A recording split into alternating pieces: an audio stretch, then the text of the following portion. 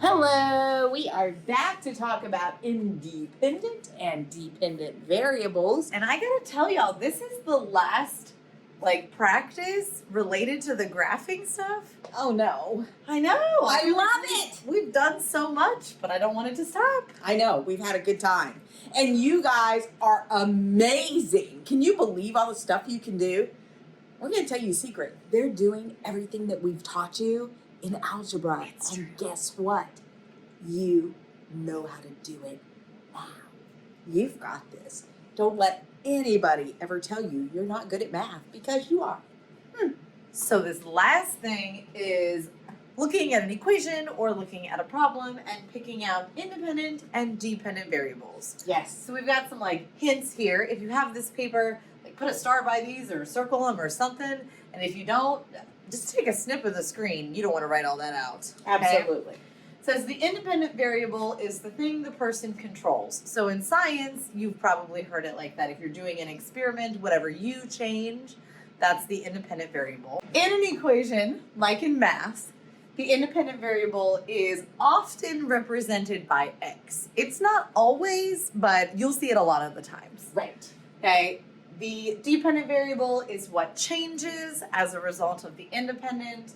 And in math, in an equation, it's often the y.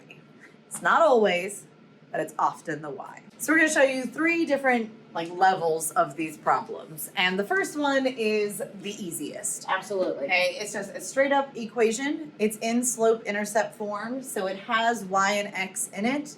And the question says, which is the dependent variable? Well, we just did that on the page before here.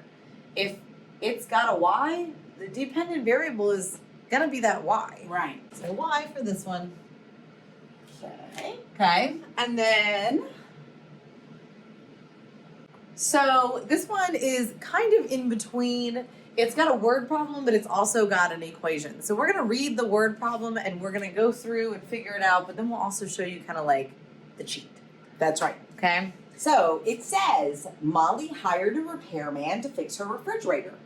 He charges $10.25 per hour to work on the refrigerator and a $50 fee for travel expenses to her house. Mm-hmm. In the following formula, C is the total cost and H is the number of hours the repairman worked.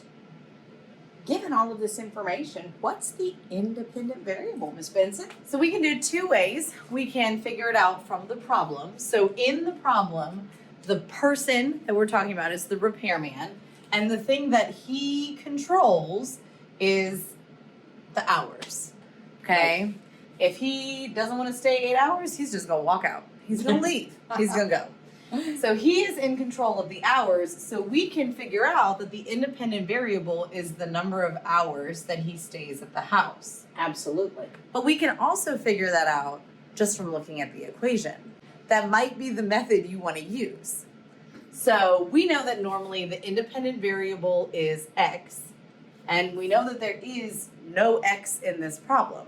Right.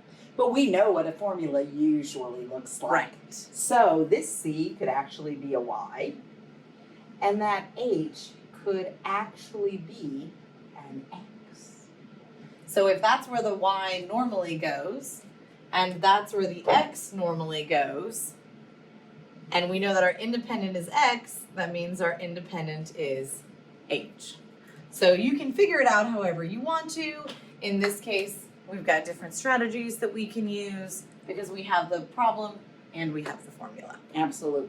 Okay? All right. So let's look at our last problem. There it is. is. It's in there somewhere. It was hiding. Okay. So this one doesn't give us an equation. So this is an example of when you have to read the problem and you actually are going to have to sit and think about it. Okay? So this one says, Sammy is doing a science experiment. She has 5 plants growing on a window.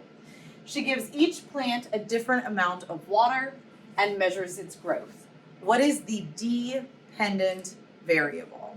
So we're actually going to figure out both because that's going to help us with this one. I think so too. We're going to figure out what the independent variable is, and then we're going to use that to help us figure out what the dependent variable is. Now, you said that the independent variable is whatever the person is controlling, correct? Absolutely. So the person is Sammy.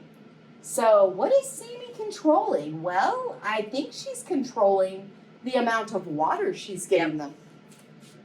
We're just going to put water there. All right. So I think that would make the dependent variable what she's going to measure. Yep. Which is the growth. So the thing that changes because of the water, that's the dependent. So the growth is what changes because of how much she waters. So that's our dependent variable. Wow. Great job, guys. So depending on what kind of problem you got, it could be as simple as just looking at a formula, or you might have to sit and think through some things, but you can do this either way. Absolutely, you can. Y'all have a great day.